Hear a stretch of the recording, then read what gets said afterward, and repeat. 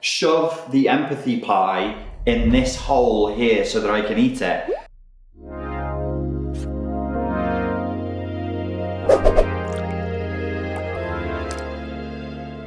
Hello boys and girls. Today I'd like to give you an updated test for narcissism.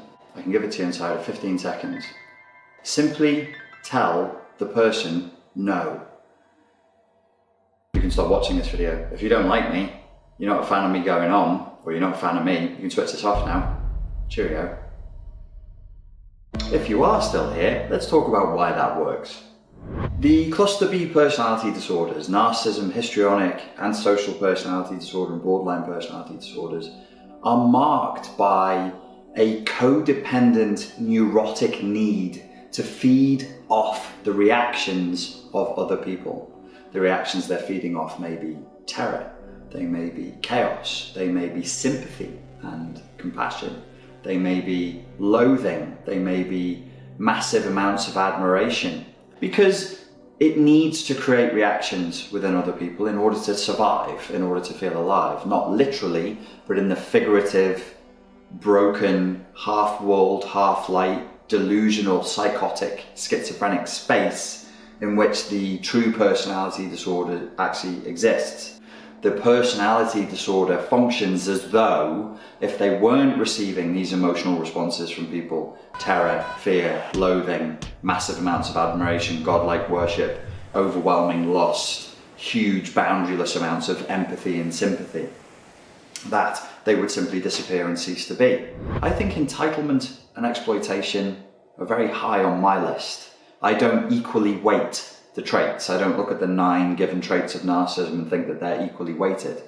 I don't think that vanity, grandiosity, or arrogance are nearly as dangerous in and of themselves as exploitativeness and entitlement.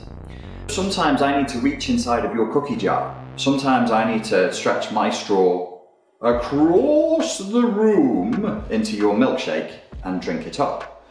There must be an invasion of your boundary in order for this to function.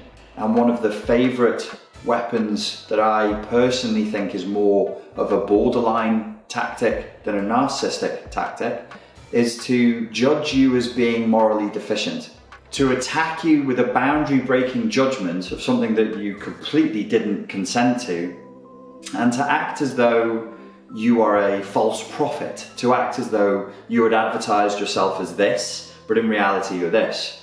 It's very confusing for the target, because you'll be thinking, hang on a second, did I advertise myself as that? Secondly, am I really not that?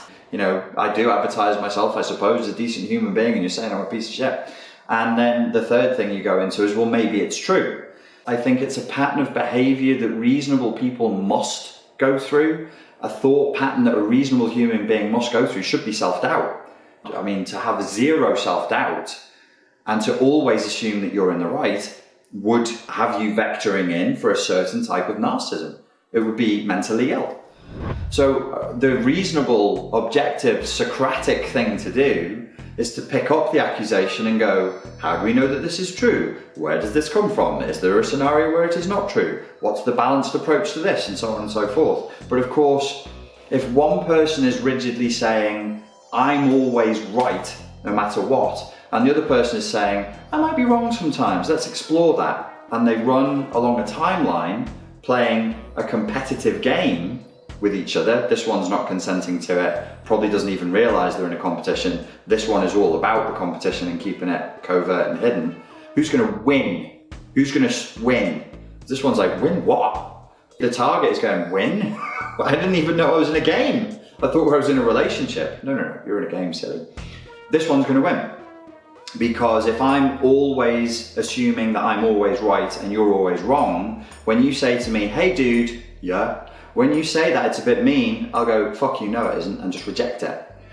That requires a continuous pattern of behavior that is dipping my hand into your cookie jar, that is pushing your boundaries constantly, because I need to train you to think that that is normal. So every day, in every way, I just got to keep pushing and pushing and pushing the boundaries, ratcheting up the demands. This is why the targets of narcissistic abuse frequently report feelings of despair and helplessness, and feeling like nothing I do is ever good enough. I always fall below the level of perfectionism that the narcissistic personality is driving towards. Boundary break is not always, hey, you do this for me now. Sometimes it's a yin energy, hey, come over here and do this for me now. That's still a boundary break. One of the things that narcissistic personality types will do frequently is they will covertly coerce you into giving way more of your time and your attention than they deserve. And particularly when it's borderline personality disorder, which turns up with a different flavor. There's a particular style that borderlines will more likely use. There's more vulnerability there. There's more victimhood there. They like narcissistic supply. They like sympathy. They like their milkshake flavored with a lot of sympathy. And you'll often hear them talking obsessively about the subject of sympathy, empathy, and compassion. When somebody is stuck on that subject just over and over and over again, constantly complaining that the world is not empathic, compassionate, or sympathetic enough, that is somebody who's now stuck in an infantile developmental phase where they basically feel like mummy's teat was drawn away too quickly. It's not healthy, and it's not an indicator of strong boundaries and of strong mental health to be obsessed with empathy. Not everybody who's obsessed with empathy has borderline personality disorder, but everybody I've seen who's got borderline personality disorder is obsessed with empathy being given to them. So they'll talk a lot of empathy, but you'll notice they're the least empathic people you can be around. And what they mean is, shove the empathy pie in this hole here so that I can eat it. You know, if somebody is in pain and they're near them, they're like, I'm not interested in hearing this weakness. 2 seconds later, they're like, why does nobody feel sorry for me? Why am I not receiving any fucking empathy? Which is why they drive a lot of people completely bonkers. So what you'll get is a communication style which is boundary breaking in a softer way, rather than the harsher narcissistic style, which can be a bit bullying. This is more like, hey girl, we're girlfriends, we're so close, we're the bestest of mates. And you're like, I met you 3 weeks ago in a yoga class, I don't really know you like that. And the over-assumption of intimacy is classic for the borderline personality relational style. Under those circumstances, the fastest and most direct way to test to see if somebody has this particular sickness is to simply say no to them and see what the response is. No to a demand, no to an accusation, no to some kind of boundary push. If the narcissistic personality disorder person gets onto what you're doing or gets onto you being tested, they could be sweet as pie and be like, oh, that's cool, you totally don't have to do that for me. If you keep doing it and you find certain subjects, there are certain subjects that these people really don't want to be told no on. And whether they fly into an overt narcissistic rage when you say no, or they go into a massive sulk when you say no, or you find them going, oh really, it's no, is it? Okay, that's fine. And then you find 6 hours later, 12 hours later, you're being punished. You're seeing a huge response to a no, a simple no. And I would sort of say, try and lean back from the heavy conclusions on people. I'm not qualified to do that, you're not qualified to do that.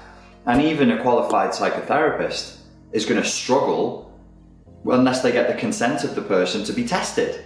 And even if they get the consent of the person to be tested, well, one of the hallmarks of NPD and the other personality disorders that come under that umbrella term is lying. Lying your fucking ass off. So can we ever really trust the results of the test? You know, we need qualifiers here. You've got to say, I think, based on what I've researched, it seems to me. These are important. Nobody should be that certain. What we can say with certainty is that certain relationship dynamics that are playing out again and again over time look like a narcissistically abusive relational style. That way we're avoiding possibly misdiagnosing another human being, which that's a boundary break. You shouldn't really be doing that. So the simple assertion of a boundary and just saying, yeah, I'm not going to do that for you. No, and smiling shouldn't cause a negative emotional reaction in any normal person who has no issue. So it's good for targets, codependent, black sheep, people with CPTSD, whatever you want to call it, to become aware of when they are being asked.